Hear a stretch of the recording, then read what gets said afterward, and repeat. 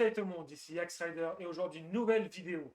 Je m'excuse pour la semaine dernière, je n'ai pas sorti de vidéo, j'ai des petits soucis personnels. Donc si vous êtes prêts pour une nouvelle théorie, alors je vous laisse avec le générique.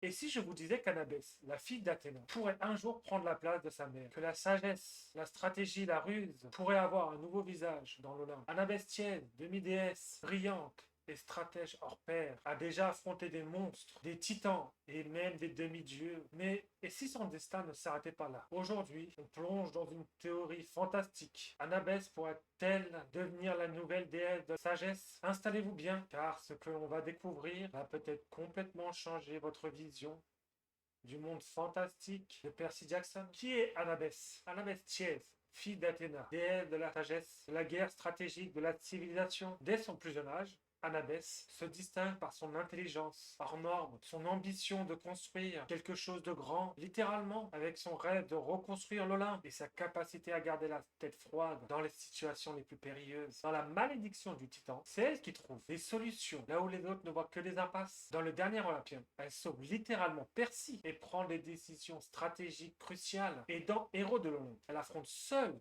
une mission mortelle dans l'arcanum de la déesse, récupérer la statue d'Athéna et faire preuve de courage et d'une ruse qu'aucun autre demi-dieu n'a jamais démontré à ce niveau. Bref, Annabès, ce n'est bien plus qu'une fille d'Athéna, c'est une héritière, une élue, peut-être même une future déesse. Les dieux peuvent changer? Avant de parler d'Annabès, demandons-nous, est-ce que c'est possible qu'un demi-dieu devienne un dieu? Eh ben oui. Dans la saga, on apprend que les dieux peuvent évoluer. On voit Apollon, par exemple, puni par Zeus et forcé de devenir mortel sous le nom de Lestre, Papadopoulos. Il perd sa divinité, sa gloire, ses pouvoirs, mais au fil de cette aventure, il regagne sa place sur l'Olympe. On apprend aussi que les dieux ne sont pas immortels. Ils changent avec les croyances. Ils s'adaptent aux cultures modernes. Certains deviennent plus puissants et d'autres disparaissent. Exemple Pan que l'on voit mourir dans le labyrinthe. Et surtout, les demi-dieux sont la preuve vivante que le sang divin peut se transmettre, évoluer, se transformer. Alors pourquoi pas un passage de flambeau? Pourquoi pas une succession? Annabès surpasse Athéna.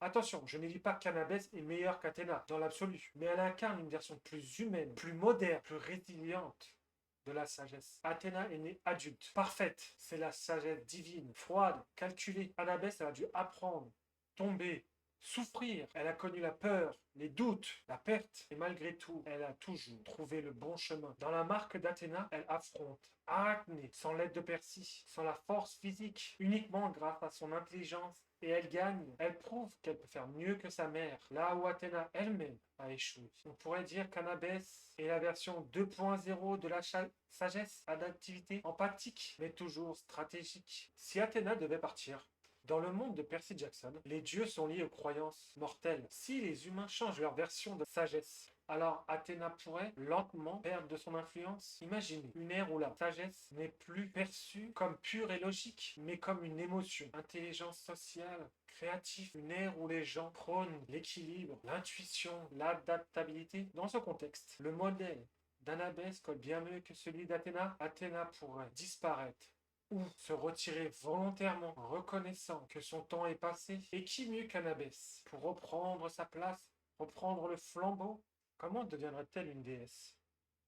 Alors concrètement, comment Annabès pourrait-elle devenir une déesse? Plusieurs possibilités existant dans le monde de Rick Riordan. Premier cas, l'apothéose volontaire. Tout comme Percy Jackson, les dieux pourront proposer à Annabès de devenir immortelle. Deuxième cas, succession divine. Si Athéna disparaissait ou fusionnait même avec Annabès, elle pourrait transmettre son essence. Troisième cas, transformation. Transformation par les croyances. Si les mortels commençaient à voir Annabès comme une figure mythique, une sorte de légende moderne de la sagesse, elle pourrait se définir naturellement par la foi comme les héros antiques. Et si Rick Riordan décide un jour d'écrire un cycle où les demi-dieux prennent le relais, Annabès pourrait très bien devenir la première d'une nouvelle génération divine. Une déesse pour notre temps. Ce qui rend cette théorie plus impressionnante, c'est qu'Annabès représente notre version moderne de la sagesse. Elle n'est pas distante. Elle aime, doute, souffre. Elle apprend. Elle n'a pas été façonnée dans la perfection, mais dans la douleur, l'effort, la loyauté. Elle incarne une sagesse vivante, imparfaite, humaine. Et c'est justement pour ça qu'elle incarnera une sagesse infiniment précieuse dans notre monde a terriblement besoin.